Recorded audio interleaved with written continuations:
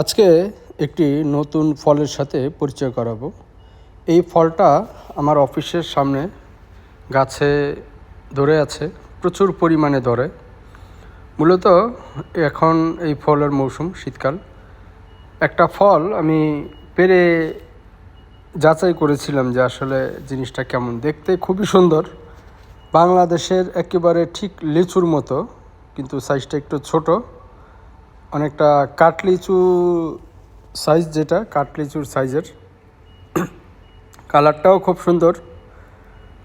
একটা ছিলার পর বিচি দেখলাম তেমন একটা নাই, একেবারে খুবই ছোট। পুরো অংশটা লিচুর মতো রসালো, কিন্তু কেউ খায় না।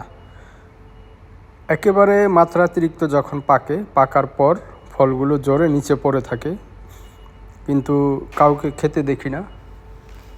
কিন্তু এটা আদৌ কোনো ফল নাকি এমনি কোনো বীজ জাতীয়, সেটাও নিশ্চিত না হওয়ার কারণে খাওয়া তো বিপজ্জনক। কারণ এখানে প্রচুর ফুল হয় এবং বেশ কিছু ফলও হয়, তবে সোর্স বা তথ্য না জেনে খেলে এটা বিপদের কারণ হতে পারে।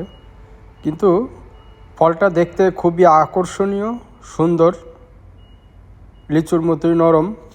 মানে নরম বলতে হাতে চাপ দিলে কিছুটা নরম অনুভূত হয়, এবং ভিতরে মাংসাল, অর্থাৎ পুরোটাই রসালো, খুবই সুন্দর। উপরে হালকা কাঁটাযুক্ত, কাঁটা বলা যাবে না, লিচুর মতো খাস কাটা, কাঁঠাল বা লিচুর মতো।